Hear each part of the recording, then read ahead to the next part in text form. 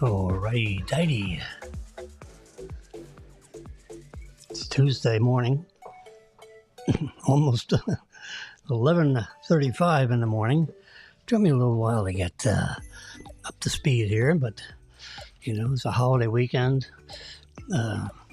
Being in the banking business for a long time, and Monday was a bank holiday.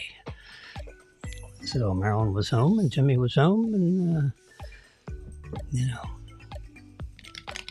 today is back to business. And as you can hear in the background, it's Epidemic, instrumental, royalty-free. It's our background noise. Just pretend you're in a dentist's office, and this is the background music that you would be hearing. As you can see by the streamer above, you know, the very top part of the streaming thingy, you know, right here, right up in there. We're a trialcast. We're a simulcast of 3 social networks: Facebook Live, YouTube Live, and Twitter Live. We started off with Facebook, then we added Twitter, and then we added YouTube. We like all 3. The most reliable, actually, is Facebook Live.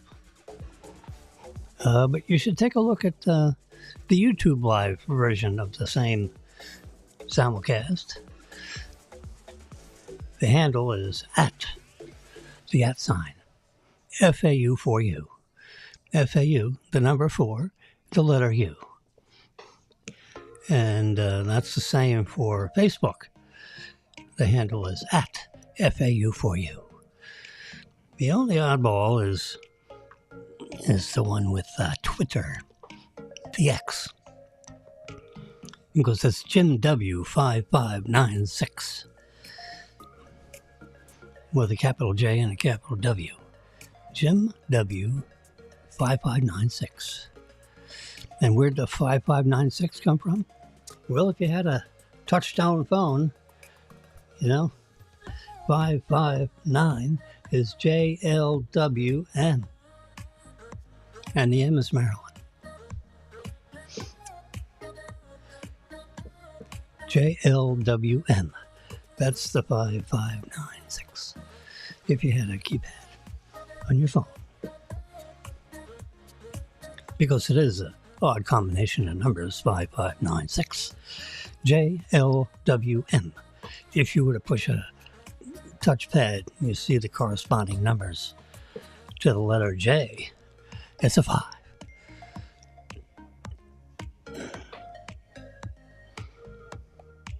And the L corresponds to the 5. You can figure out the rest.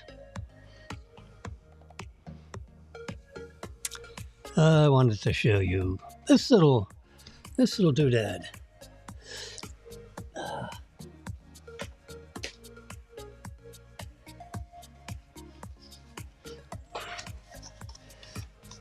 I have the card right here. It's a nice card, made by Vistaprint. Look who's in the right. Look who's in the column in the front there. Yes. Probably better to show you on this one.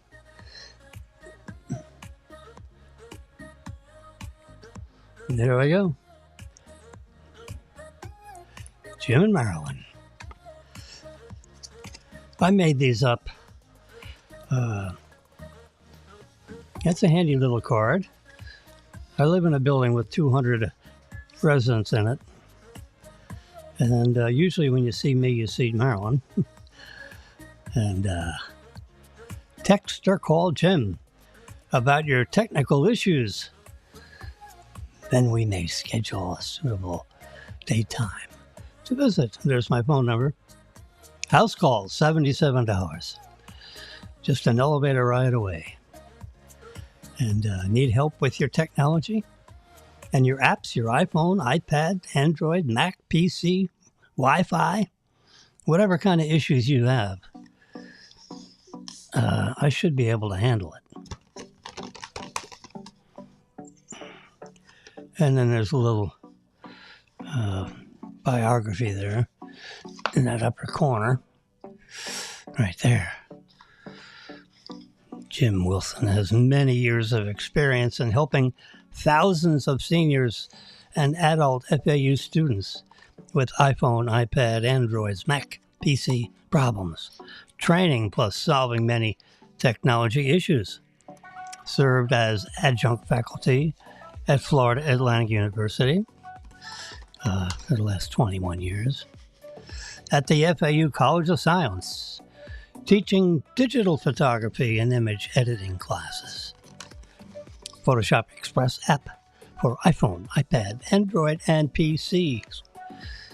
And then we can go up here and see common technology issues. My iPhone or iPad, Android will not charge. My applications do not update correctly. Should I update my iOS operating system? The answer is yes. My iPhone Android is totally frozen. Well, get it out of the freezer. AKA bricked. My iPhone or iPad is totally bricked. Yeah, that's a problem. Having problems with your Android phone? Need to create a presentation using an iPad? Oh, yeah. Warning messages that I don't understand. My Wi-Fi network is not operating, or it's operating too slowly. My operating system is out of date. So what do I do? Update it. Whenever it gives you the invitation to update your operating system, do it. Because it usually solves a problem, like a vulnerability to threats. Or there's a refined feature coming out with the operating system. So you should always update your operating system whenever it becomes available. Need help with email, Gmail, or viruses? What's with your iCloud? What does that mean? Why do I need it?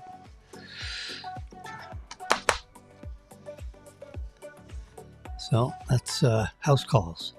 $77 special rate. Because it would have been $100, but since we're in the building, it's just $77. And there's, you can go and see your technology guy. Yes, I am. There's my email address. There's a blog site, FAU4U2 at WordPress.com. FAU4U2.wordpress.com. And of course, my image repository at 416-1100.com.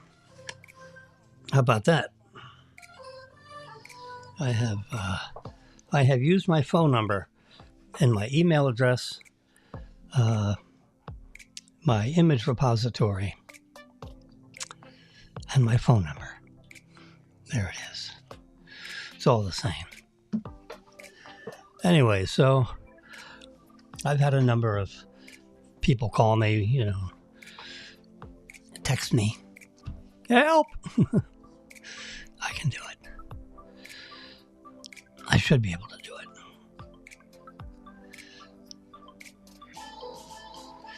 If I can't do it, no charge. I only charge if I can actually do something. But if I don't do anything to help, thank you very much. Nice meeting you. See you later. I don't charge. Yeah. Yeah, you got to be that way. You can't just,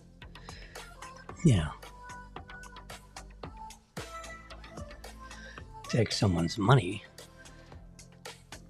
if you haven't helped them. I usually can help. So many people have, not operated their operating system.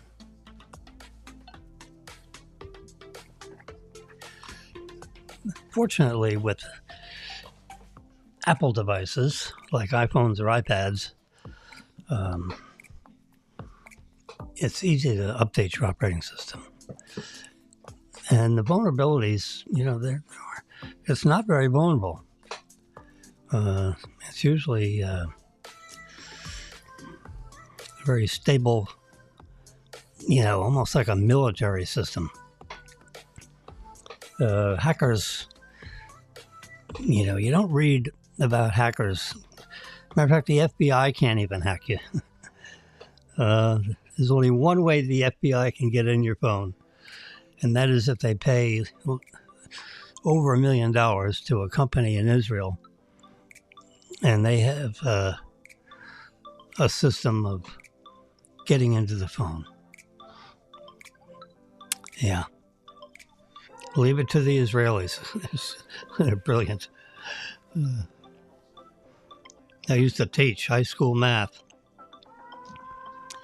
In high school, not anymore. And the Jewish students always got A's. I never had a Jewish student that got less than A's. Ever. Always A's. You know who else always gets A's? Asian students.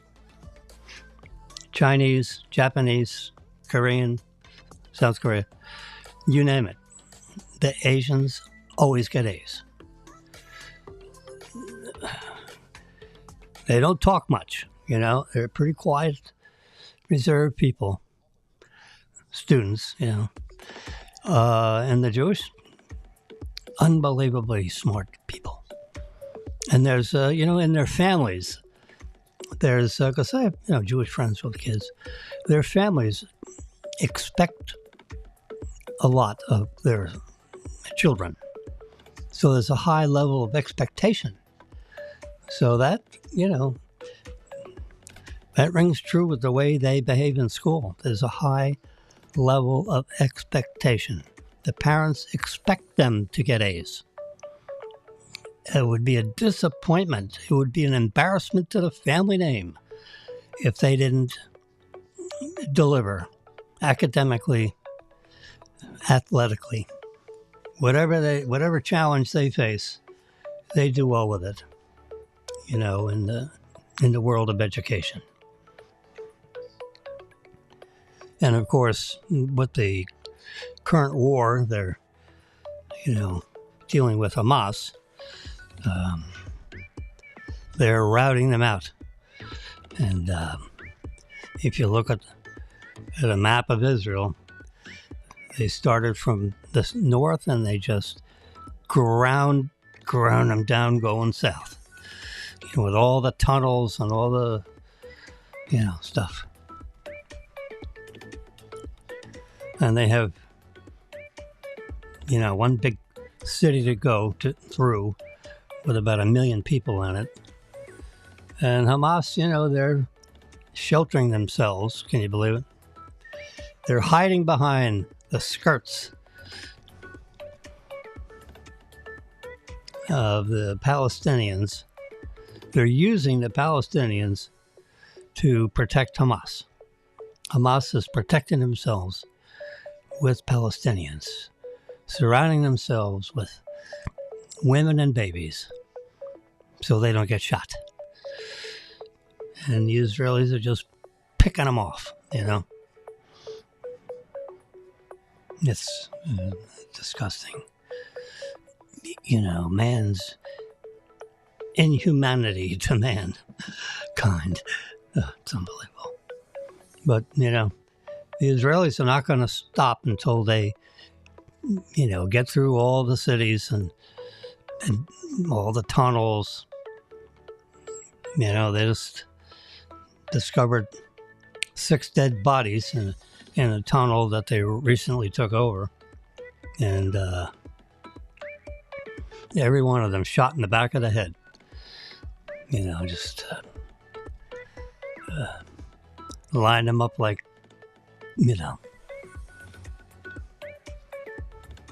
I mean, why do that? They're right there. The Israelis are right there. Just give them up. Nope. Shot them in the back of the head. Right when they were about to be captured. And one of them's American. What are we going to do about it? Nothing. Because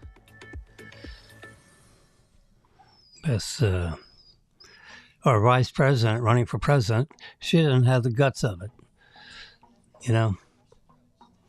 So they're leaning on Netanyahu to slow down and back off. Netanyahu says, "Oh no,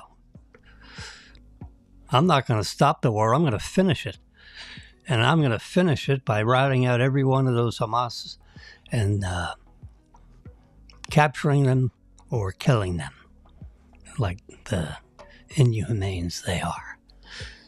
And there's nothing in between. And so what is the U.S. government do? Well, if you don't do this, you don't do that, we won't send some armaments over. I mean, they've been doing that for, 10 months. So you want me to end this war, give me what I need, or don't give me what I need, but get out of the way. I'd rather have, the weaponry that'll help me.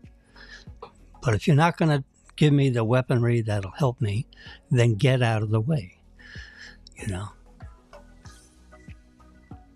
So that's, but here's, oh my God, these artists. This is an AI, an artificial intelligence depiction of Kamala, Commander Communist Kamala. There she is. Do as I say, not as I do. Here's New York Post. Not exactly a Republican newspaper. It's owned by Jeff Bezos. A multi-billionaire liberal. And he owns the paper, and I'm sure he's not happy with the headlines that they continually throw out there. 3 out of 4 arrested in New York City are illegal aliens. They call them migrants. They should have called them illegal aliens. Crime and crime again. Border crisis. Shocker? No, it's not a shocker. This has been going on for a long time. 3 out of 4 arrested in Midtown are illegal aliens. And where did they come from? They slipped right up through our border. So the border crisis is in every city in the country. There's like 10 or 11 million that were just released into the country. Oh yeah, they have slips to report court date, which they, hit the circular file. You think they're going to show up to some court date? These people are scumbags. That got let out of Venezuelan prisons and all stuff. Yeah, they don't care about law and order. What are you talking about? Show up for a court date 3 years from now? It's craziness. There's only one way to stop, so far, since our Vice President Kamala is supposed to be in charge of the border, call her, the border czar, or call her whatever the heck you want to call it. President Biden said, Kamala, make sure it happens. Shut the border. Now, their idea of shutting the border is get more border agents to take their name and number, and then they release them. They're not shutting the border. Who are you kidding? They're not going to shut the border. We have 4 more years like this, and this country will be, devastated with crime. Like we've never seen before.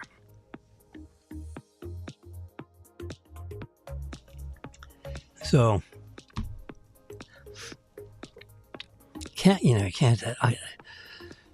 it's just amazing to me that the polls are so close. How can the polls be so close?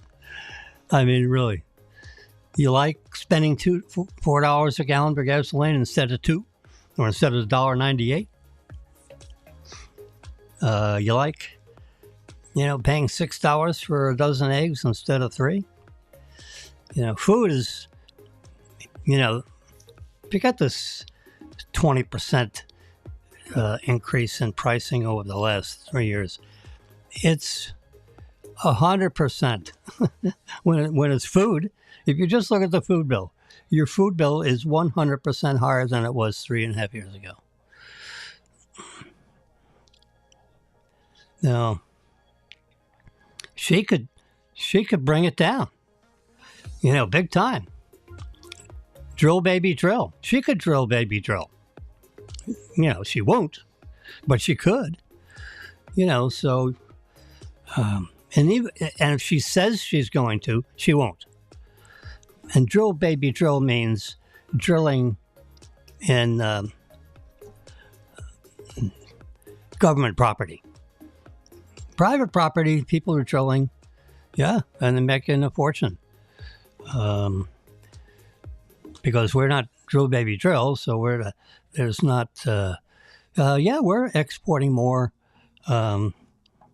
hydrocarbons than we did last year or the year before. But it doesn't mean how much you could. Trump's idea is we have all this energy underground. We have more underground than there is in Russia. We have more underground than there is in Saudi Arabia. One of the reasons why Saudi Arabia, limits the amount of oil that we can import, because they look at us and say, hey, you got more oil than we do, and you don't want to pump out your own, so you want to use ours up first. Oh, boy.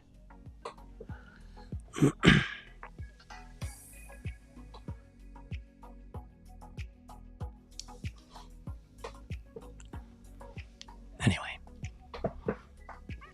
3 out of 4 arrested in Midtown are illegal aliens. And this is probably the case all over the country. I don't think Manhattan has a license on crime. Well, we got an update on I'm showing you stuff over here on my trusty iPad. You see how I'm wiggling it.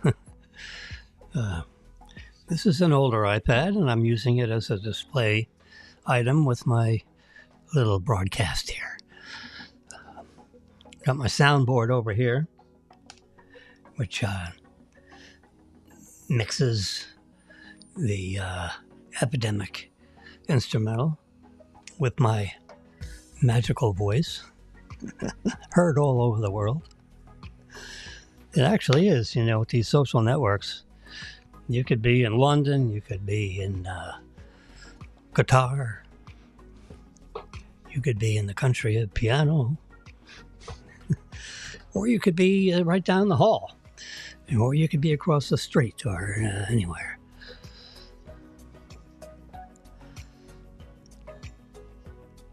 These poles, I'm looking at the poles up in this thing. They're looking at old poles. You got to get they're reaching too deep into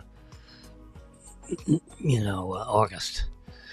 That's why we need to get by, because they go back a week or 10 days, and they kind of like average them up and come up. Harris hasn't had any kind of a news conference for 44 days. How ridiculous is that? Here you got a presidential candidate, and she ain't going to tell you anything about what's going on. She's not going to answer a question from any important news agency. It's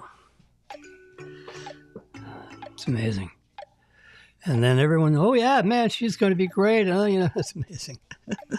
Oh, really? Okay. You're in trouble. Yeah, she was part of the conspiracy in covering up the fact that, Biden is not up to 100%. You can just look at him. When he looks into the camera, he's got that deers in the headlight look. I don't know. Oof, scary. And then she just walks right by all the press people, with a phone in her ear, like she's not talking to anybody. She's just ducking. Yeah, she's got a phone. Yeah, she's got an important phone call. She can't talk to the press. She couldn't call whoever it is back. She grabs the phone, puts it to her ear, and walks as fast as she possibly can by the media. Because she doesn't know enough about what's going on in the world to really answer any intelligent questions. And if she does, get an intelligent question, she doesn't know how to answer it in relation to whether it would contradict any of her, press statements or, statements that come out of the campaign, which are, a bunch of legal editors, right, that make up position statements about how she feels about things. Well, if she says something that's inconsistent with that, then the opposition campaigns will jump all over it, and so she's intimidated on saying anything, so she just ducks. Quack quack. Anyway, I'm looking at some of these images I have up on my display screen here. So 2024.26.8. What's that mean? That's the update name of the software that I have installed on my Tesla. So 2024 is obviously the year, and .26 means the 26th week. During the 26th week, there were 8 versions of the software that these programmers came up with. And so that's the latest combination of software elements that were installed into our Tesla yesterday, actually. So they have improved the way the automatic emergency braking system works when you're operating in full self-driving mode. I'm sure it'll probably work on autopilot also, because that would be silly not to. All right, there's Jimmy's on the bottom of this little graphic comes right off Jimmy's Apple Watch at 9:28 this morning. My heartbeat was racing at 69 beats a minute. Not racing. Okay. You see the red? That's today, and that upper line is yesterday. So my heart rate was bouncing back and forth up here, 100, 105, 103, 101, 102, 99. So that's what you see today. Seems to be a lot more calm. That's what. So you can see yesterday's graph superimposed on today's results. And my heart rate is substantially lower and more controlled than it was yesterday. I don't know why. That's the magic of being in your 70s. Their SpO2 reads right off the Apple Watch. It takes a reading every 15 minutes. About. The average for today is 90.8. That's a little, I want that higher. And at 7:37 this morning, it was exactly 94% blood oxygen level, which that's an acceptable number. September 3rd. Yes, it is. It's Tuesday. All right. This is an important graphic that came out of Trafalgar, which is a polling agency. And this is the PA presidential ballot. Who would you vote for? Donald Trump, 47%. Kamala, 45%. This actually says 44.9. So let's just round it up to 45. 47, 45. Other people, 2. And undecided, 5.3. So that's why this is inside the margin of error, which is probably 3%. Because they usually poll around 1,000 or 1,100 people. They probably have 1,300 that they called, but 200 or 300 of them didn't answer the phone or hung up as soon as they said, "Oh, this is Trafalgar. May I ask you a couple of questions about your presidential preferences?" "No, thank you."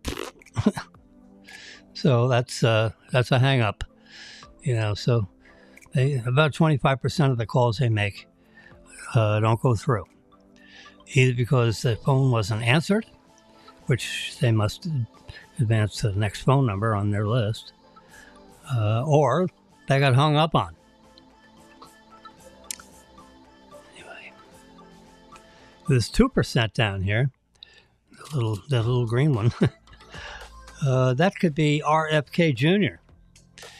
for the other. If that's almost 3%. So 1% of those went to old Donald, and the other 2% stayed home because they're totally upset with the Democratic Party, or else they, wouldn't have jumped ship and gone to an independent one. That the Harris campaign, spending a lot of legal money to try to keep RFK Jr. off the ballot in states. That's a sneaky way of, winning your primary, is to try to keep them off the ballot. Anyway, Trump hanging in there at 47%. According to Trafalgar, which is a pretty middle-of-the-road polling company. Okay, the ancient Greeks. From the Oracle. I'm going to say this the right way. From the Greek gods, they delivered 147 commandments to the ancient Greek that had the ability to comprehend such things. And there's some of the, the pillars. I mean, these are, like 6,000 years old. They're still standing. Oop, there's my house car.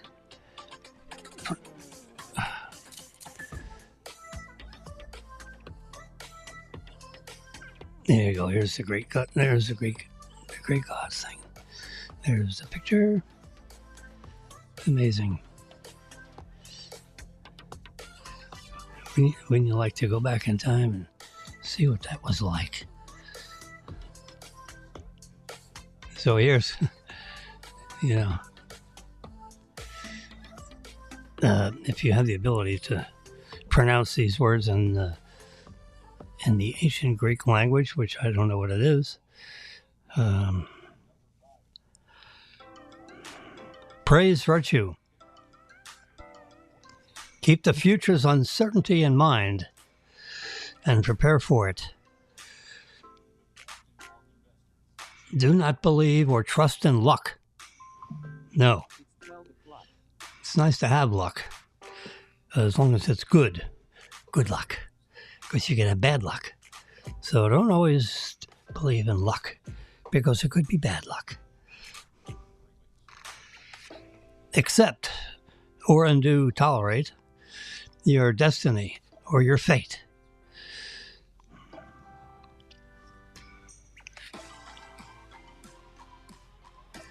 Honor and acknowledge benedictions given to you. Exercise your craft or skill and make use of them. Okay.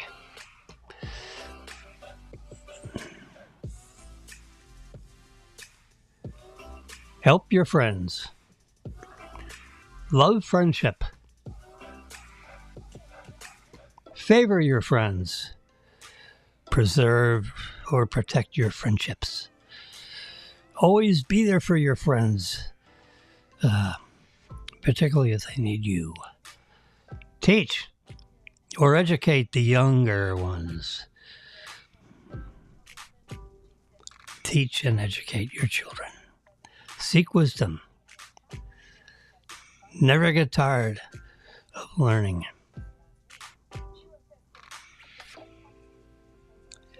I'm just going through a few of these. These are the part of the 147, commandments. Treat everyone with kindness and love. Be consolatory. Give comfort to people. Have and maintain a good reputation. That's number 45. And wouldn't you like to know how that sounds? I don't know if let's try. Nope. Let's try this. I don't know if I can hear it though. Let's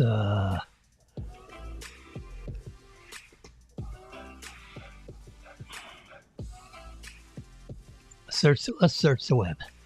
See where it comes up. Oh gosh, I'm not a robot. Oh God, they're testing me. Traffic light. Okay, we gotta press that one.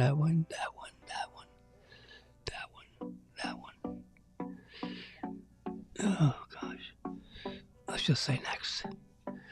Oh, stairs. Next. Hey, I've had enough. Come on. Oh well. Forget it.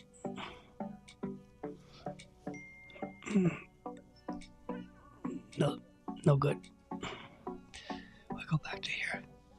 Yeah, I was hoping we could look it up and see how that sounded. But as I remember, you can't. I can't hear the audio. We're getting closer to the first one. Listen to everything and everybody. Listen. Doesn't hurt to listen. When you hear, you see. An alternative translation would be, after you hear, also watch. Or observe what you have heard. Do not underestimate or honor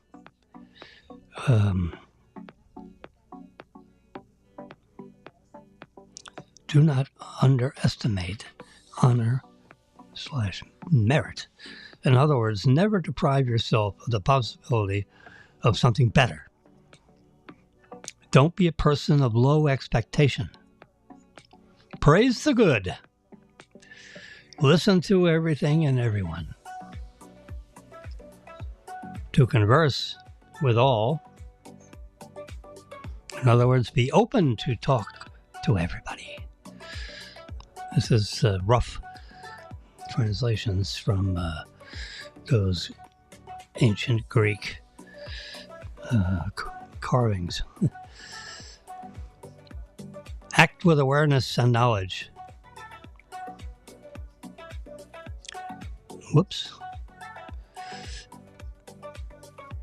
Think of useful thoughts. Study everything. Cultivate your thoughts and mind. Comprehend after you listen. Number 29. We're going backwards. Let's start off at the bottom. When drinking, be restrained. They drank a lot of wine back in those days. Remember all the wine goblets. When drinking, be restrained. In other words, don't go crazy and start a lot of fights. Control what you see. Speak to what you know. Do not reveal secrets. Do not be impudent. Exercise control over your tongue. Hold your tongue. Be moderate.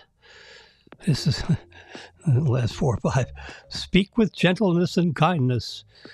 Withhold your anger. Control yourself. Endure everything as a mortal. Think as a mortal. You're not a god. Think as a mortal. Fight for what is right. How about that? All right. Remember, we are looking at a portion of the 147 commandments of the ancient Greek gods. Get married at the right time. Respect and keep your marriage. Honor your house. Do not vow. Be reliable without the need to vow to the gods. Do not murder. Thou shalt not murder. A distinction has been made with regard to killing. If you have to protect your country or your house or whatever, defend yourself. But do not murder innocent people. Respect yourself. Respect the ones that plead with you. Respect elders. How about that? Respect your parents. Respect the gods. Follow God. There you go. That's a portion of the 147 commandments. Yep. There's a digital board for you. The underneath of a circuit board.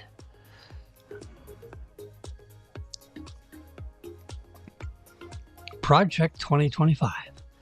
Presidential Transition Project. This was produced by a think tank, not including Trump.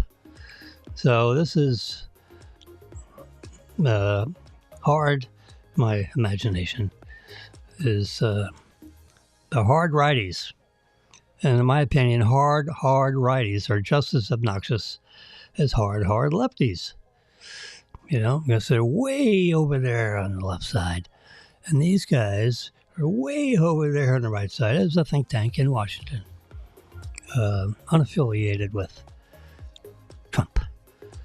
There are former Trump people that used to be, you know, in his campaign or in his government of, you know, 2018 and so forth.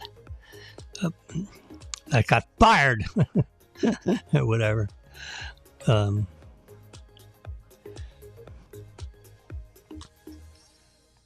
it's not a position paper of the president. There may be things, it's a big, 900-page document. So you had a lot of contributors writing this over a period of time. It was published, came out from a think tank. This young lady happens to have an Apple Watch. And it looks like it's 10 to 11, 9 minutes to 11, whenever that picture was. I don't think there's a date on there, no. Well, wait a minute, it says the 14. See 14? Yeah. So it's the 14th day of some month. Months, of course, we don't know what month. And anyway, so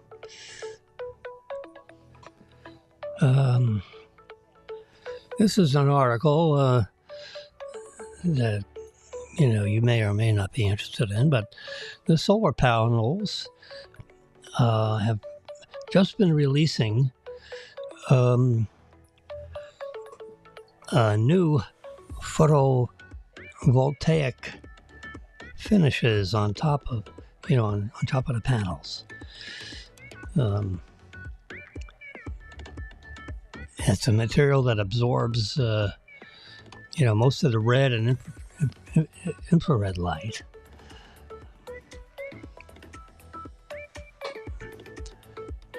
Perovskite, a mineral that effectively captures the visible light part of the spectrum.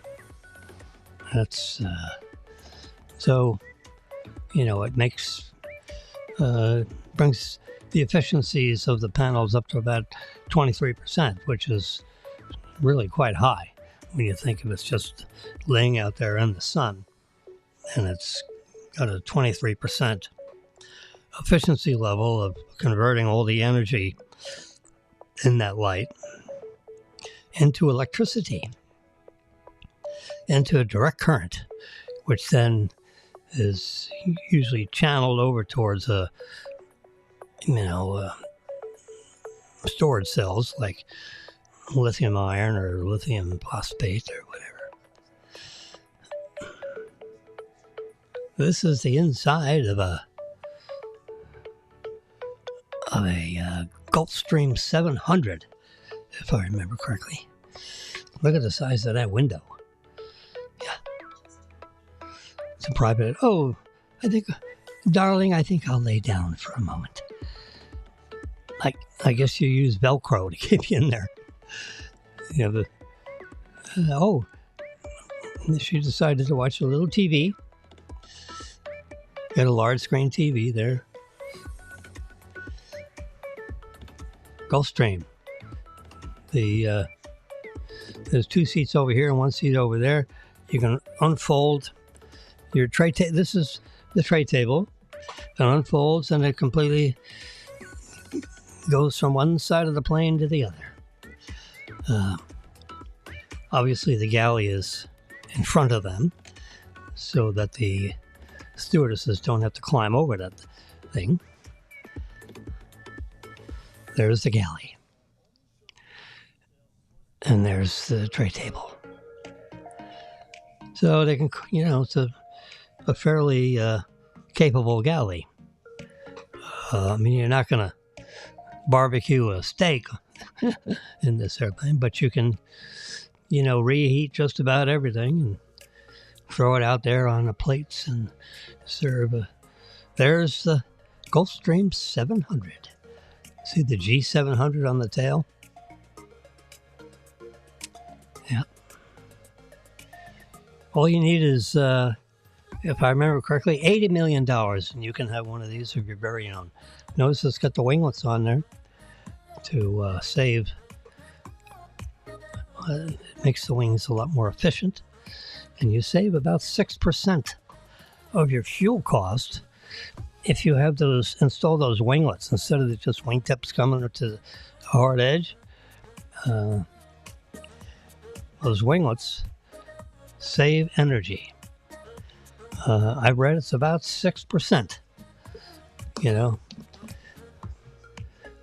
Just about all the commercial airlines have picked, 6 or 7%, 5, 6, 7% is a lot, because the fuel cost is, one of the main costs of delivering, from point A to point B. Whatever you're delivering, it doesn't matter whether it's human cargo or boxes of iPhones. There's a lot of transportation of iPhones going on right now because they're all built. The software is all loaded. iOS 18, yes, into the new iPhone 16 models. They get announced in 8 days on the 9th. This is the third in 6 days. Come on, Jimmy, you can do that math. In 6 days. Yes. In less than a week. This is Tuesday. So next Monday, there's the inside of a G700. There's the outside. Looks like a DC-9. 2 engines in the back. One on each side of the back end of the fuselage. Keeps the engines, away from the passengers. And you can see 2, 4, 6. So, it takes 16 passengers comfortably, which all depends on, whether they have beds in there and all that kind of stuff. So it all depends on how you outfit the interior, which costs, for an $80 million aircraft, you probably pay $3 million for the interior. There's looking, it's flying right at you. You see the winglets, how they're very scientifically shaped with regard to the, a 3, 4, 500 mile per hour, wind tunnel. That's it right there.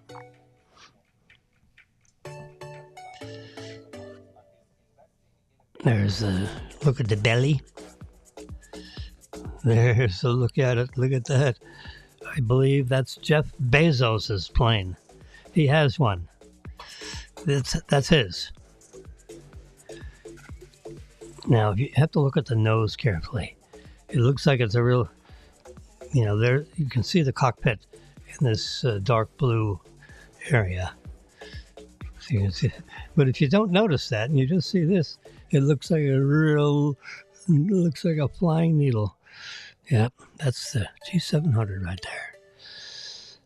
Jeff Bezos is no stranger to private jet aviation, and now has added the $80 million Gulfstream 700 to his personal fleet. He's one of the first to buy that. Not necessarily the first.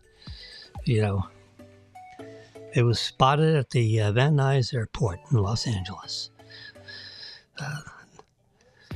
The jet was simply parked across the tarmac while Bezos was in L.A. for the weekend.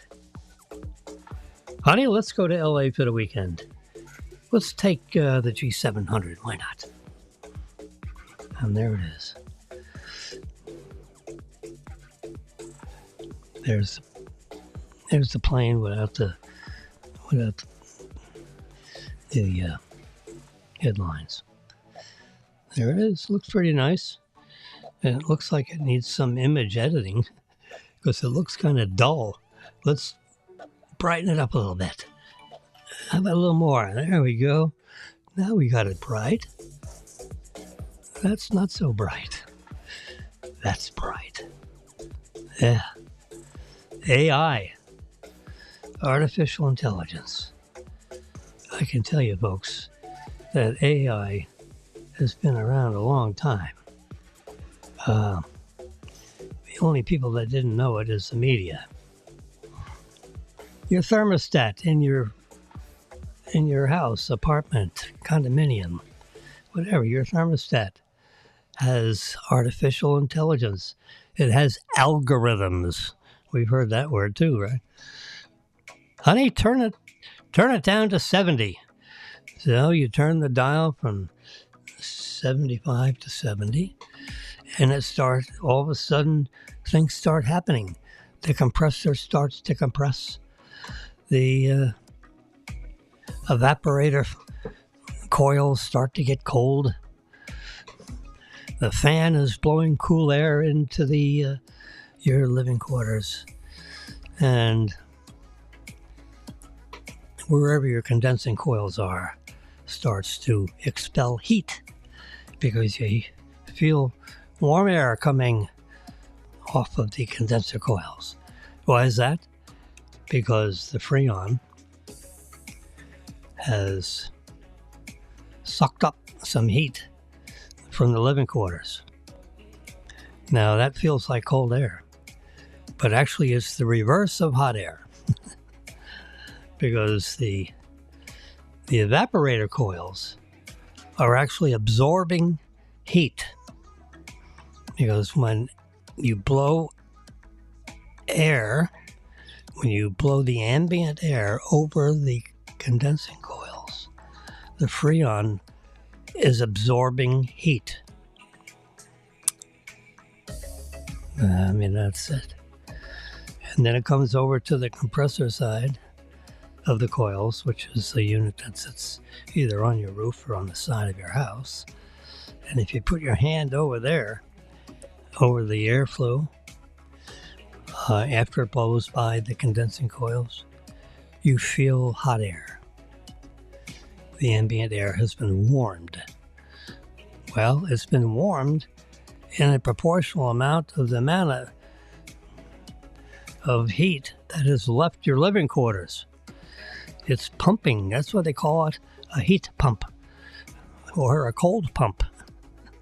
Yeah, it's pumping cold into your living quarters in exchange for pumping heat into the ambient air outside. It's an even exchange. It's not 100% because air conditioners do not operate at 100% efficiency. Let's say they operate at 50% efficiency. So half the amount of energy that you suck out of your living quarters is expelled into the ambient air outside. And why is it not 100%? Because the air conditioning closed circuit system is not 100% efficient. That's all. It's only about 50% efficient. The rest of the heat that you're feeling is the warmthness of the compressor motor and the condenser fans and the compressor fans. You got two separate fans systems, one blowing over the cold coils and one blowing over the hot coils. The one blowing over the hot coils is expelling the heat from your living quarters. Now that exchange isn't 100% either. You'd like it to be, but it isn't. It's at best in the 90 percentile. Unless you're in a state like we just saw him, is not running very efficiently. Feeling the stress of it all. But anyway, artificial intelligence is, it's just a term.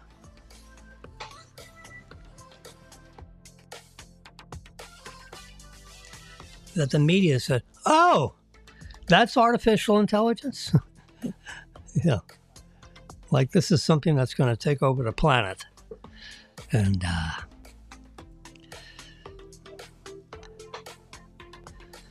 SoundHound expanding further into enterprise verticals.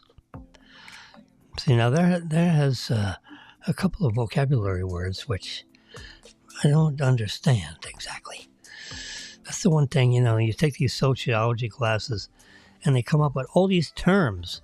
It's like they invented their whole little dictionary to describe, the processes of what they do in the world of SoundHound AI. SoundHound is an unprofitable AI company focusing on breakthrough technologies in conversational and voice AI. It has benefited from the surge in demand for generative AI. Offerings as companies aim to broaden their adaptation. As a specialist in voice AI, SoundHound AI's product suite has the potential of integrating across several industry verticals. Okay. Now we've in a sentence, we have used the word verticals because since generative AI is a specialist in voice AI, SoundHound AI product suites has the potential to integrate across several industry verticals. Okay. Someone send me a text and tell me what that means.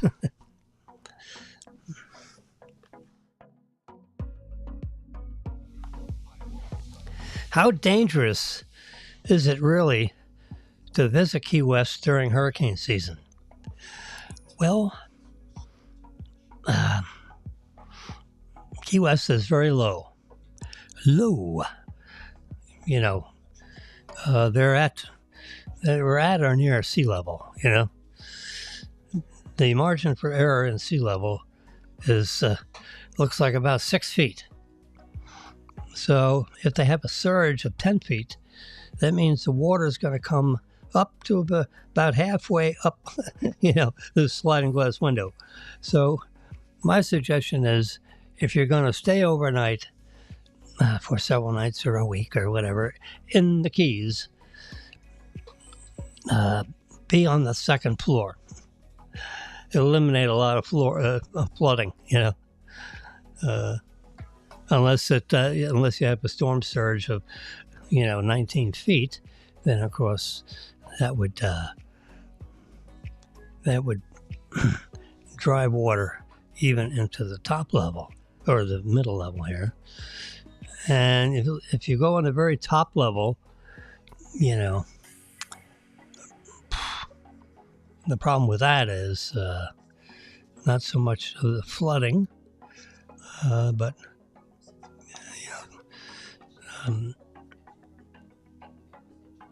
figure 10, 20.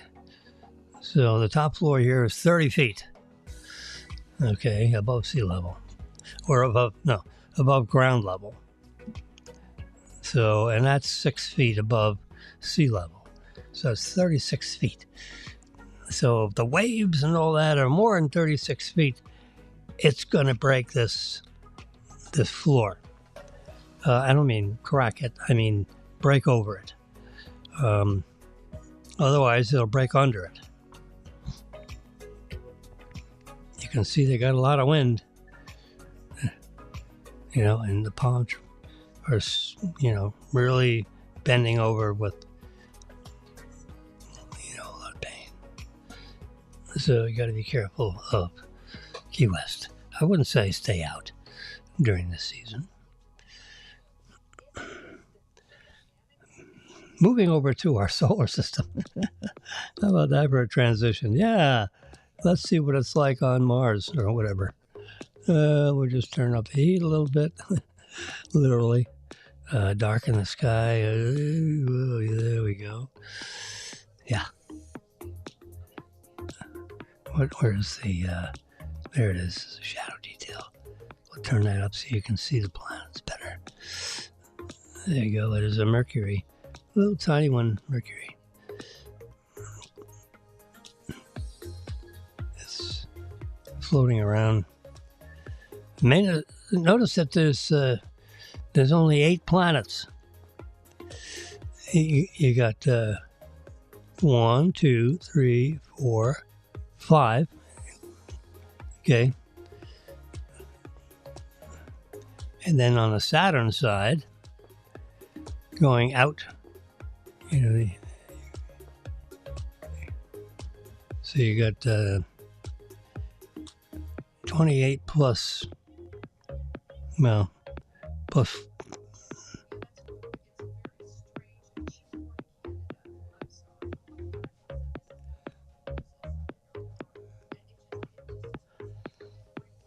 notice there's no, where's Pluto? Well, they took Pluto off, 18 years ago. The scientists decided after all this time that Pluto is not a planet.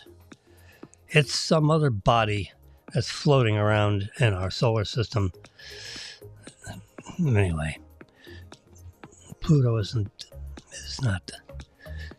missing. There's Mercury, Venus, Earth, Mars. Pluto is past Neptune. Ukraine. Then the next orbital level is Ukraine, and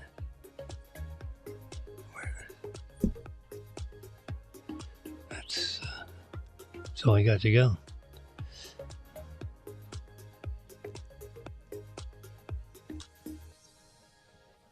And Jupiter's a big devil.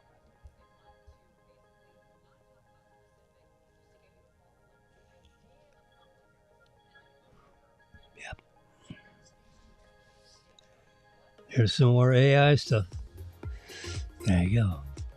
I listened to a very interesting story about Tesla's robots, which they're coming out with next year, or maybe very late this year. And they're saying that it's possible to lease one for as low as $100 a month. I asked Marilyn the other day. I said, Marilyn, how would it be if we leased a Tesla robot? I could have it right here in our place. It could help me with chores around the house here, keep an eye on me, and report to you any abnormalities, if any. I could say, hey, Bob. I'll call him Bob. Hey, Bob, could you take out the trash? So it would gather the trash, it would bag it up, and take it down to the trash chute and come back. That would be a trip, huh? So Bob's walking down the hallway and someone else comes out of their apartment and Jimmy's robot is taking out the trash. I mean, oh, Jesus. They'd whip out their iPhone and say, what the hell? Who is this new person that has an apartment in the building? Where did he come from? Is he a registered lessee, or is he just a house guest? I would say he's a computer with legs. He is not a humanoid. He is Bob. And Bob is taking out the trash. I hope I live a couple of years to see that.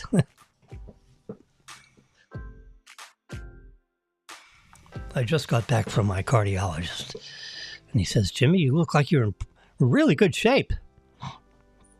And this is like a follow-up visit to my quadruple bypass surgery that I had 6 years ago in June 5th.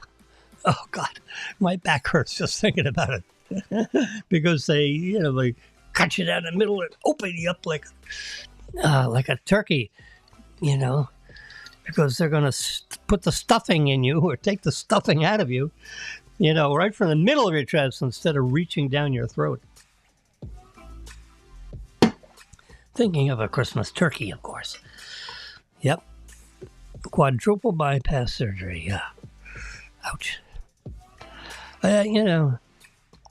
In retrospect, it was, it was a 5-day ordeal to figure out what the hell they were going to do with me. I mean, really. They did this test. They did that test. They did determine in the very first few hours of me being in the hospital, Jimmy, I can confirm that you have had a heart attack. I'm thinking to myself, no shit, Sherlock. No, I mean, Look, I was sitting on the couch watching the news. It's 6 o'clock at night, 6:05, whatever. And my watch went off. It started to ring, buzz or whatever. It sent me an emergency notification. It says, Jimmy, your heart rate is unusually high, for your supine position that you're in. I was sitting on the couch. I wasn't laying down. But, you got a pulse of 140 and you're sitting on the couch? What could possibly be going on in the news to make you so excited? Nothing, Your Honor. I was just sitting on the couch. And of course, that was a crazy high number. So I grabbed my trusty blood pressure thingy, put it on my arm, and it said, 100, and here it is right here. Yep. I can put this cup on, and I may do it in a little bit. Anyway, so it was, my blood pressure was 190 over 125. Ouch! Way too high. So I rolled up my thingy. I grabbed my phone, threw it in a little black bag. Grabbed my charger, put it in a little black bag. Grabbed my iPad, put it in a little black bag. Put my headphones in my little black bag. And my connecting cord. And then I went, because Marilyn was on the patio door outside talking with someone on the phone, to her sister, I believe. And I said, Marilyn, we got to go now. Well, where are we going, darling? We're going to the hospital right now. Oh, so I said, grab a few things because we're going to be a while. So I told her what my problem was on the way. And she said, okay. Oh my God. Yeah. Look, that goes in. So that's how June 1st was. May 30th. I think I went to the hospital the end of May. Oh, yes, the end of May, 6 years ago. And I took them, so I met with Dr. Ordonez. He was the first, they're all swarming around me and all this stuff. And, I'm slouched over in my wheelchair, holding my chest, a little bit of a dramatics, because I wanted to get admitted into the hospital so they could do a full analysis here. I didn't want to waste a lot of time in the emergency side of the hospital. Let's get, a cardiologist to look at me pronto. And Dr. Ordonez has his offices directly across the street from the emergency entrance into the hospital. He was already in the hospital, I believe. And within about 20 minutes of me checking in, he looks over to me. He says, Mr. Wilson, it appears that you may have had a heart attack. And I said, yes, Your Honor. I believe you're true. I believe that is accurate. Because my blood pressure was way up. My pulse was way up. And I was not exercising in the gym. I was sitting on the couch watching the news. And, there wasn't anything that exciting about the news this day. But, all of a sudden, my heart starts to go crazy. And I understand that the enzyme that is generally released into your bloodstream that has to do with a heart attack is in my bloodstream. So, ball is now in your court. What do you think's going on? He says, well, it appears you've had a heart attack. Okay, yes, I know that. So, what do we do to, come up with a plan? He says, good question.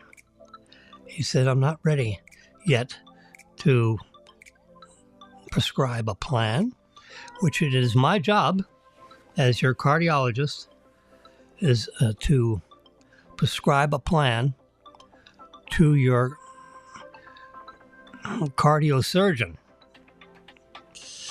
Okay, so we're going to do a balloon, one of those angiograms. Forget the balloon. We're going to do an angiogram on you Monday morning, which is tomorrow morning.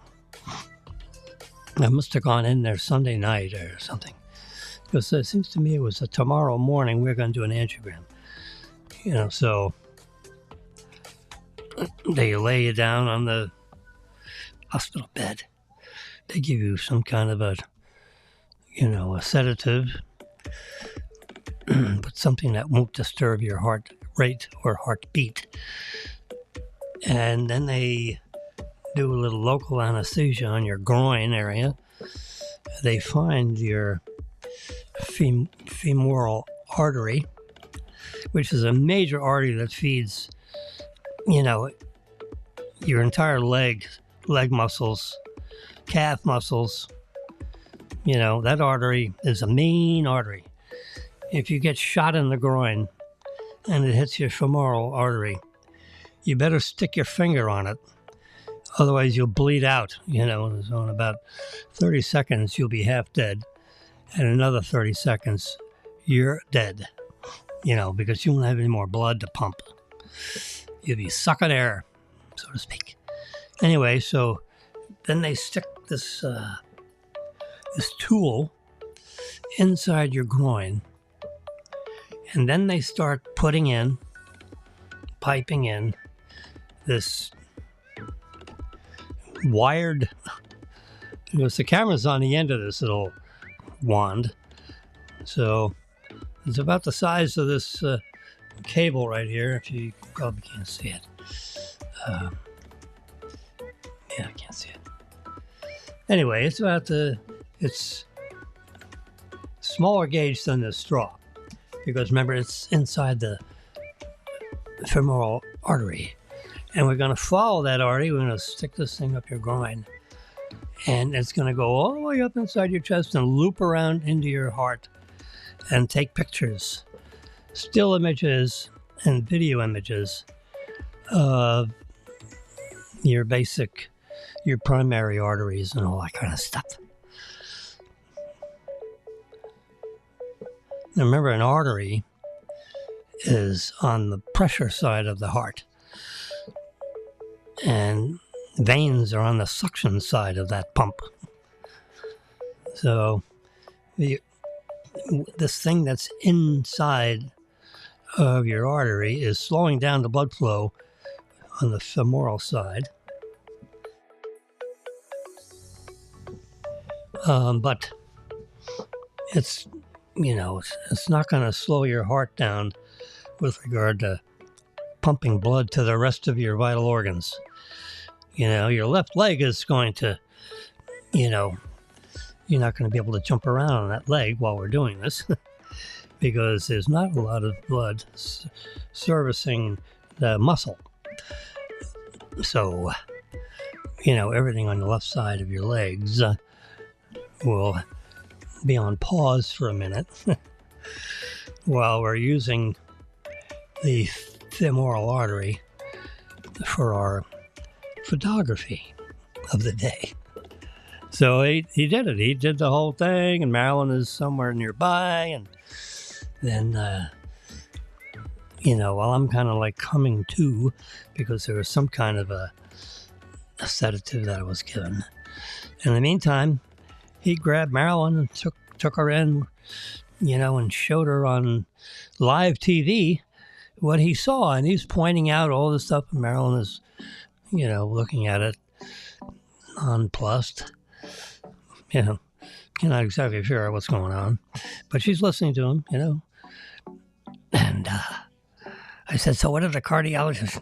He said, I don't know what he said.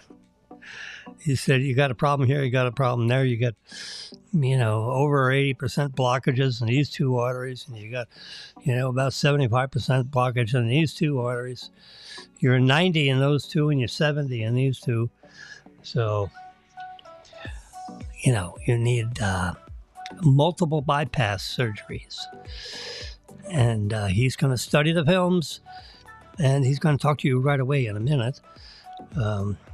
He's just cleaning up, and he'll be right with you. And then he can explain what he sees, saw, whatever. So he did that. And he transmitted the films on the CD-ROMs, and he transmitted himself in person to the head of cardiac surgery of the hospital. And, the head of the cardiac unit said, well, I think we're going to do X instead of Y. And my cardiologist says, well, I think we need to do Y instead of X. Well, I think we should do X instead of Y. Well, I think we need to do Y instead of X. Yesterday, he told me that if they did X instead of Y, I would not have survived the operation. Because there was a lady that had a very similar, situation as you have with your various arteries.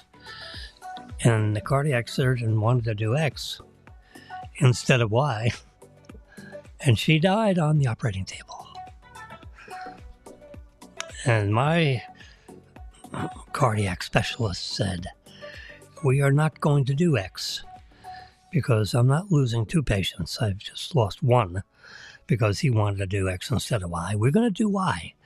And I'm going to go up to Delray and explain your case to a cardiac surgeon in the Delray Medical Center and see if he concurs with my plan.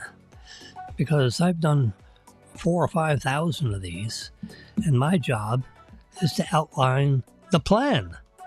Because I'm inside the heart taking all these pictures and videos, and I can see the blockages, and you can see the blockages. And if we do Y, I think he'll be in good shape. And Dr. Brian Bethay up there in the Delray Medical Center says, I concur, let's do it. Let's schedule him for Monday morning, whatever. So it's, so it was like Saturday, I think, when he says, yeah, we'll put him in Monday morning. Get him up here to the Delray Medical. He said, I can come down there, but it's better he comes up here because I have my whole surgery team up here. If I go to your hospital, I don't take my team with me, and then I got to use the Boca team instead of the Delray team. So I asked my Dr. Ordonez, I said, so sounds like it's probably better for me to get up to Delray, right? He said, yeah. He said, I really think it'd be better because you're going to use his team and his hospital. He's going to be familiar with everything up there. This is a very, important piece of surgery, to basically save your soul. So let's get to Delray, okay? I said, absolutely. So what do I need to do? Mr. Jim, you don't need to do anything. Just relax and pay attention to your family, friends, and the news, and I'll take care of everything else. So, in the meantime, Robin comes down from Washington to help Marilyn out with this. I mean, she was on an airplane. She was here right away. And she's, oh boy. So she's talking. I remember she and my Marilyn went out into the lobby of the, what do you call it, the intensive care area of the hospital. And she's talking to my doctor, and I mean, she's like actively on the phone. It was really quite scary. What's going on? My iPad is ringing like it's a phone call. Yeah, no, we're not gonna. Yeah. So that's my heart attack story. Hopefully, I don't have another one of those. But I just so you know, I did go to.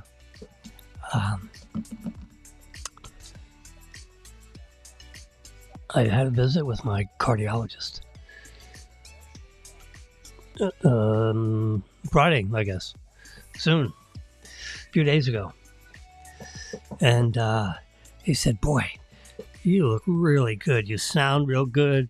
Your blood pressure is good. You know, you got nice bright eyes, so everything's working. I said, yes, it is. I am cognitively aware and paying attention. He says, well, whatever you're doing, keep on doing it. Because you look good.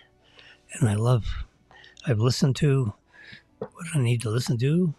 I see you're not really taking any cardiac medicines. I said, no, I'm actually not. Because I was taking metoprolol to slow down my heart. Because that was one way of lowering the pressure, is to slow it down just a bit. Maybe 8 or 10 beats a minute.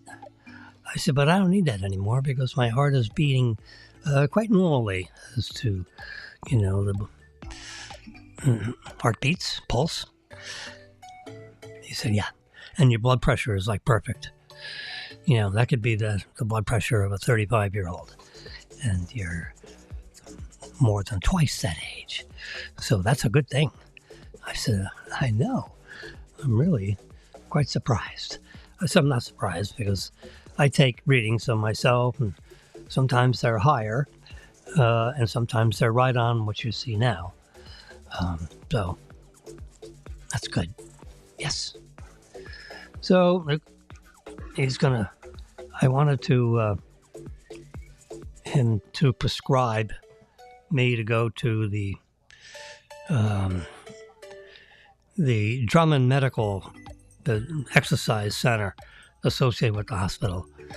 And then you can, walk on the treadmill and, 2 or 3 times a week I can go in there. And when you go in there, you put a monitor, 3 or 4 leads around your heart on a portable transmitting unit, which you slip into your pocket. And then you can go around and exercise. They give you a day of orientation, and you listen to what they say. I've already been in there, so I know that part, but they're going to do it anyway. And then, I spend most of my time on the treadmill. But this way I'm on the treadmill, and it's being monitored, and recorded for training purposes. So it's good. Yeah, I go over there and do a little bit with the barbells, not much. And they have a hand bike.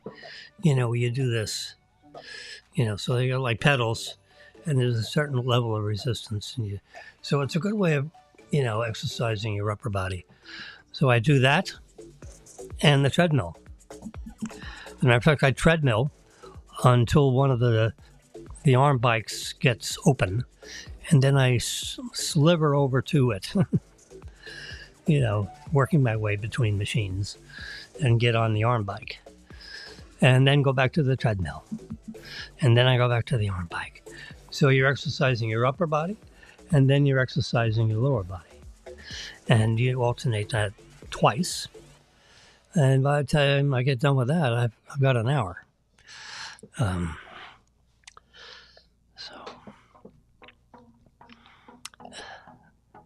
that's the plan. So I need to, I don't know if they gave me an appointment or not. I guess I need to call in there to see about an appointment. for stress test, not a chemical one. The one they put you on the treadmill and you start walking, and they monitor your heart rate and all that kind of stuff. And I only go so far. I don't allow my heart rate to get too fast. Because I don't want to have a heart attack right there on the treadmill. So I told the doctor, I said, or Donna says, I don't really like stress tests because we're putting a stress on my heart that I don't need, and I'd rather not. But I'll manage it so that I don't allow my heart rate to get too high, and hopefully that's good enough for you. He said, yeah, that's fine. So I said, okay, I'll do it. He said, we could give you chemical stress. I said, no, because I don't like that even more. He goes, at least with the stress test where you just get on the treadmill, I can stop walking. And, that's the end of that. Whereas you inject, myself with a bunch of chemicals, you can't turn that off so fast. And if a problem occurs, the remediation might not be quick enough. So if you don't mind, we'll just do the regular stress test. And if I don't like the results, I'll just stop.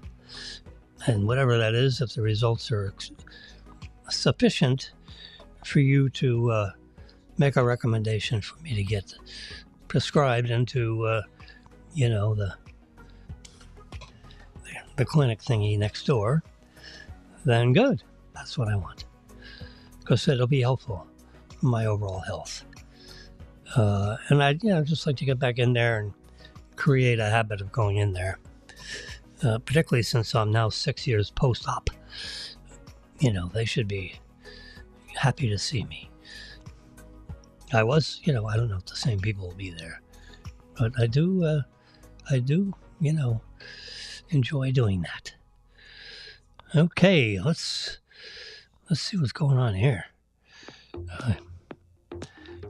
This is an article about we're gonna change the topics.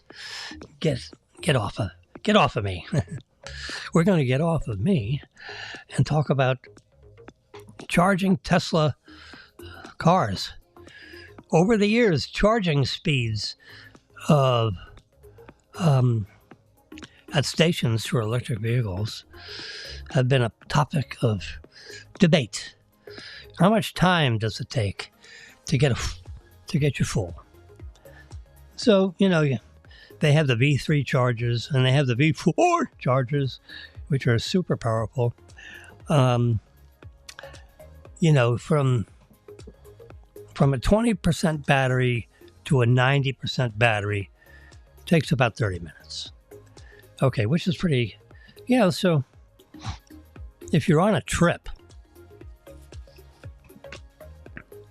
so that gives you 300 miles of range. So 280 miles of driving. Well, after 280 miles of driving, you're ready to get out of that car, walk around, get a cup of coffee, go relieve yourself, whatever. So that could take 15 or 20 minutes right there, because you got to get out of the car, you got to go over to get the key to the toilet, then you walk around, you go do your business, and then you give the key back to the attendant, and you might go into and buy a bag of potato chips and get a Coke, and then you get back to your car, and you're into 22 minutes of the 28 minutes of charging. So what do you got to wait? 4 or 5 more minutes before the car's full. So it's really not a big deal.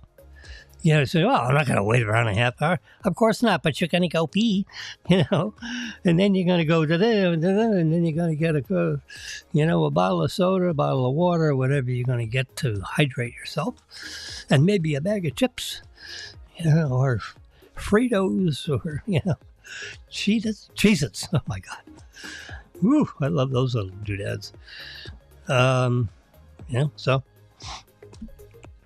now if you have a if you have a plug, a 230 volt outlet, like a dryer outlet in your house, or you wire up another, outlet that, you plug your car into. So if you have a 30 amp circuit, 230 volts, and you plug your car into that with the charging cable that you get with the car, that would take, around 5.5 hours to fill it up. So, you plug it in at night.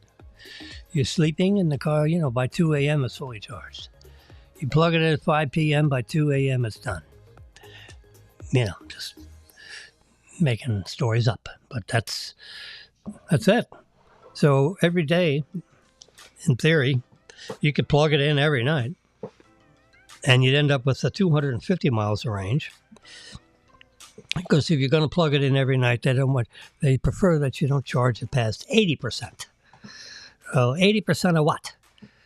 Well, if you got a 300-mile battery, 3 times 8 is 24. You got 240 miles of range. And that's if you empty the battery. Well, you're not going to empty the battery. You're going to let it go to like 10%. And then you're going to have, then you look at the maps. And because Tesla, if you put in the address of where you're going, Tesla shows you on their live maps where the stations are in the direction of where you're going. So if you're heading north on I-95, it'll show you all the convenient charging stations that are associated with I-95. And Tesla usually puts their charging stations, in locations that are right at I-95 exits. So there's one 6 miles up, there's one 30 miles up, there's one 70 miles up. So every 30 or 40 miles, there's another possible station that you could hop off on, and get onto. Next to the little banner that's pointing to the location of the charging station, the charging, facility that houses 6, 8, 10, 12, 14, 20, terminals for you to plug into. It shows how many miles, it shows how many miles you'll have left in range once you get there. And it shows how many, so let's say it's a place with 12 charging stations. It'll say 3 out of 12, 4 out of 12, 6 out of 12. So it shows you how many are available for you to plug into. Only 2 left, or 3 left, 1 left. It's full. Skip to the next one. So, so you don't have to think about it. It tells you. It tells you how many available slots there are, and it tells you what your remaining range will be if you stop there. Meaning that if it's full, if they got a car in every spot and you just want to skip that spot and go up to the next one, it shows you how many, available units there are in the next one and how much range you'll have remaining in your battery if you plug in there. I always call it the fuel tank. How much fuel you'll have in your tank. Transitioning myself from gasoline engine vernacular to digital vernacular. So I don't say fuel tank anymore. I just say we have 240 miles of range of fuel. See, I just say it that way. I leave off the word tank because we really don't have a tank. It's a battery. And a battery has electricity in it. And if you run out, you can't get out a gallon jug and bring back a jug of electricity. you don't want to run out. Now, if you get close to running out, you would call the service center and say, all right, Tesla, what should I do?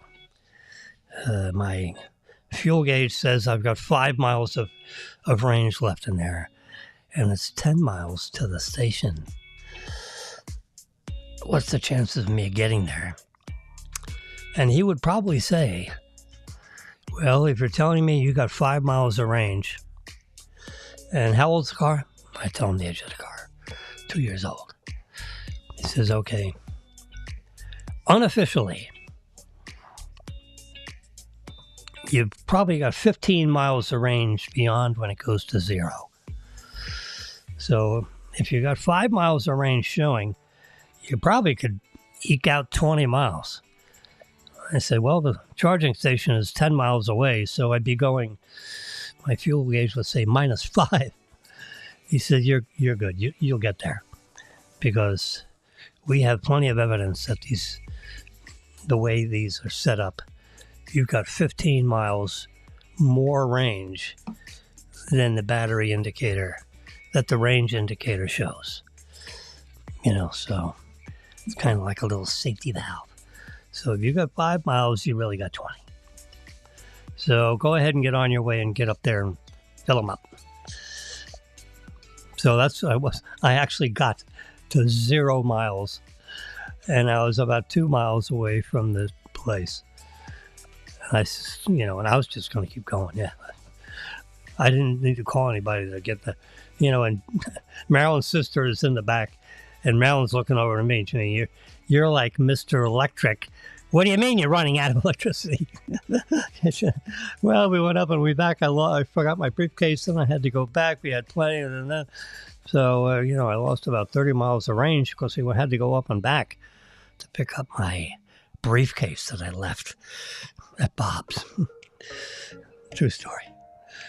It was 8 o'clock at night. I'm running down to 0, but it was like 1 mile on your range is 1 mile. Yeah, okay. This is the first few months of owning the car, so I figured I'm sweating bullets, but I couldn't show Judy that I was concerned, because then everyone would start biting their nails. So I said, don't worry, we're going to make it fine. And of course, it's raining outside. We're in the middle of freaking nowhere, halfway across the state, and we're at the Snake Road Phillips place. And they just put in like 12 new stalls of Tesla charging places. And I just rode right in there and plugged in, and nervous as a tick, And all three of us got out. I was plugged in. It was charging, at a pretty good rate, at the rate of about 900 miles per hour. That's how fast the electricity was going into the car. It said 940 miles per hour. So if I stayed plugged in for an hour, I'd have I only have a 300-mile range battery. So that means I'd be full in about 20 minutes. It slows down a little bit when you get closer to being full. So you may start out at 940 miles worth of range pumping in. It'll slow down to 100 miles per hour by the time 100 miles of range per hour going into the battery. So by the time we, went to the place where you can buy some coffee, where you go to the bathrooms where you can relieve yourself, whatever, and wash your face.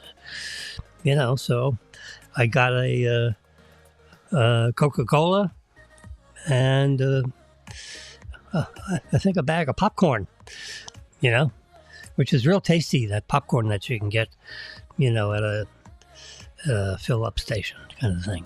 So I got a couple of bags of salted popcorn, and I got a Coke. And, Marilyn got whatever she wanted, and Judy got whatever she wanted.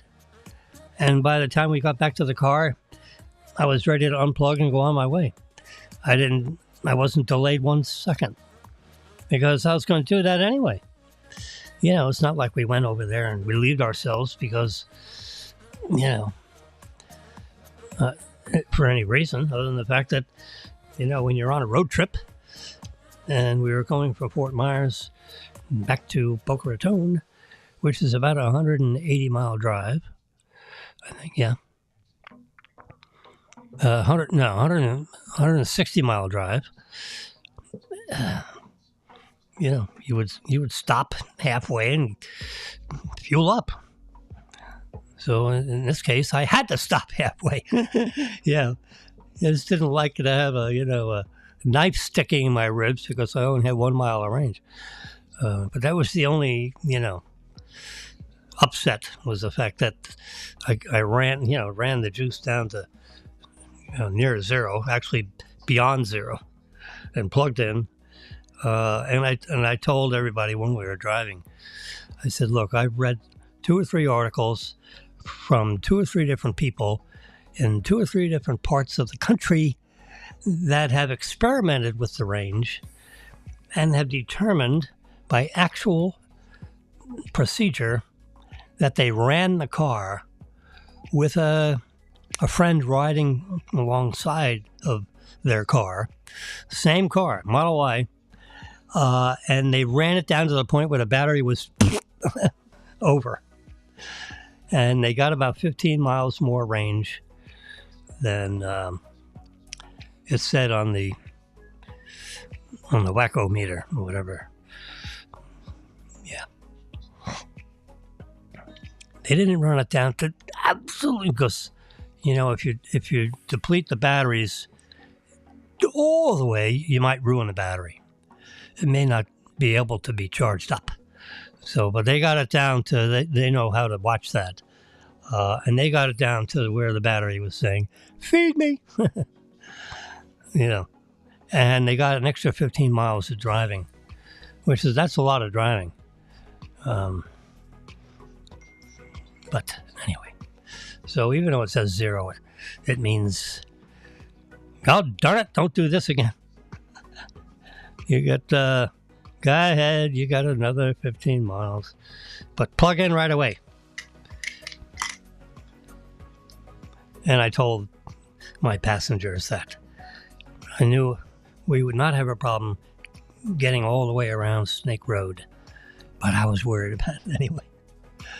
Because, what if my meter wasn't working well or something, They got all kinds of, devices on the Tesla cars to determine how much range you got left in your battery, in your fuel depot. All right. I can check the car right now. Let's look, since we're talking about it. I just touched the Tesla app. It loaded up. On here it says refer. I don't want to do any of that refer stuff. There we go. The interior of the car is 94 degrees. I have software 24.26.8, which I think we know. I updated the software yesterday. And there you can see down here, it says V12, version 12. Whoops. 24.26.8. Something to do with the emergency braking. They have enhanced it. Oh, very good. And my odometer is 3,343 miles. We've had the car since about mid-March. And my range, see up there in the top? My tank says 78%. And if I touch it again, it's going to say 233 miles worth of range. So when you get down to the last, when that says 20 miles, you should have a plan on where you're going to plug in. Anyway, I was, when I plugged in, for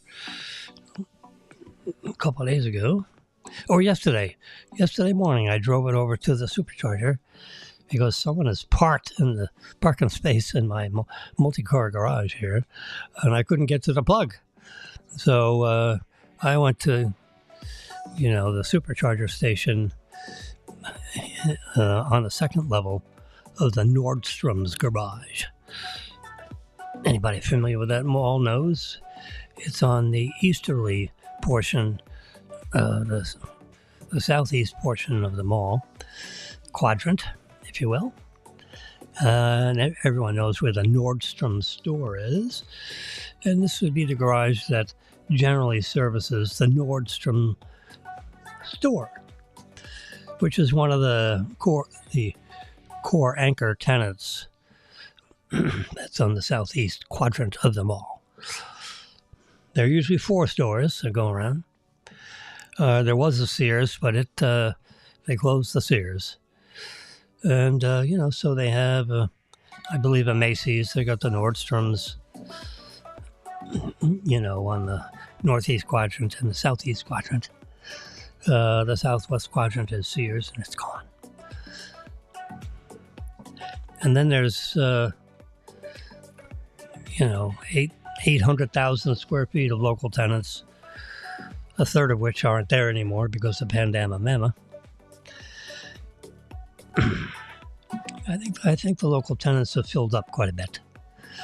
The Apple Store's, doing gangbusters. It's amazing. That store is, people are really excited about Apple products.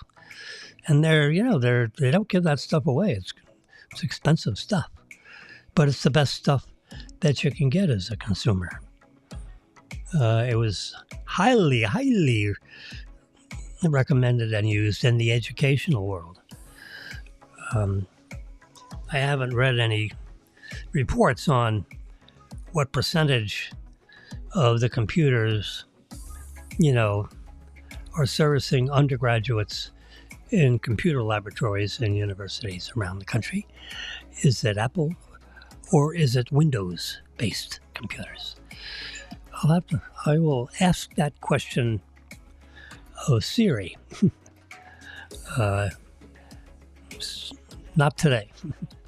Not while I'm in this little broadcasting situation here. I've been on the air an hour and 52 minutes. It's 1:17 p.m. So I've talked right through the lunch hour in case you guys tuned in to me. I got 1,000 friends and over 1,000 friends in Facebook. And I've got a few in the other venues.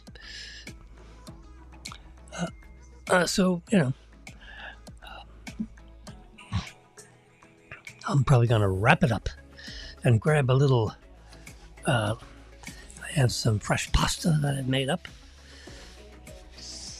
And I have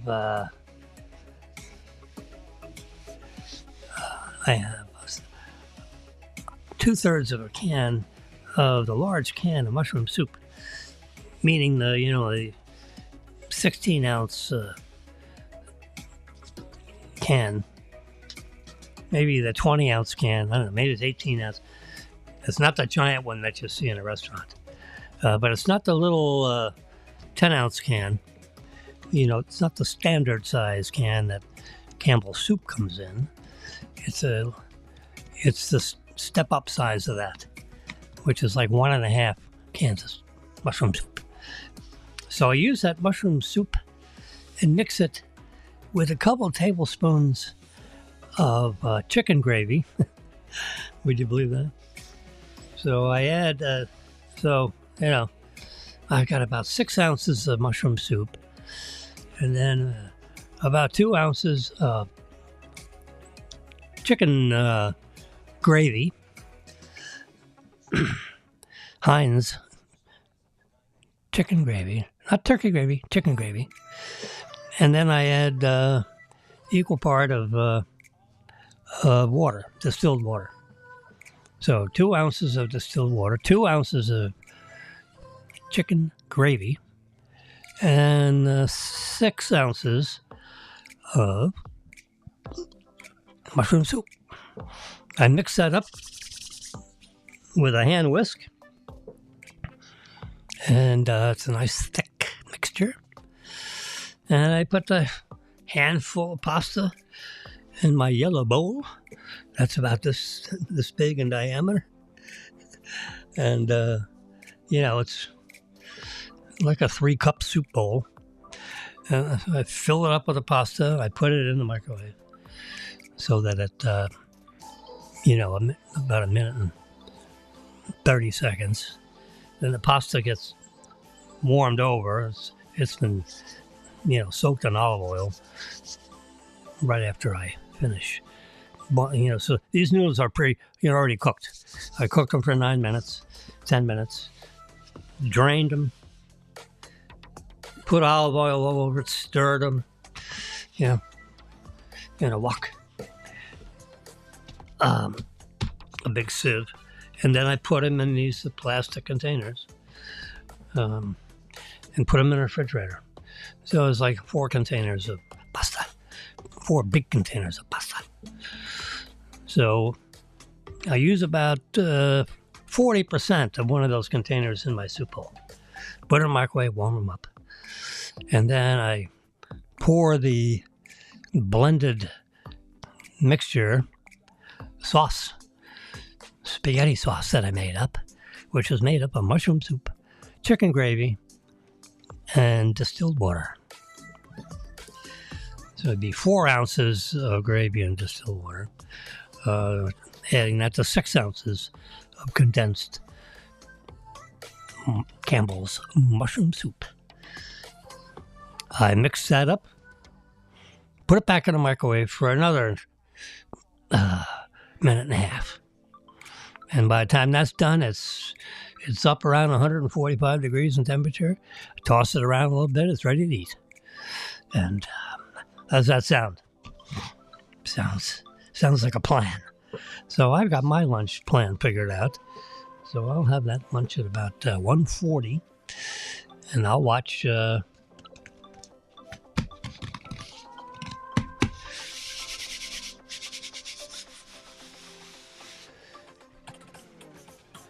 some of the news.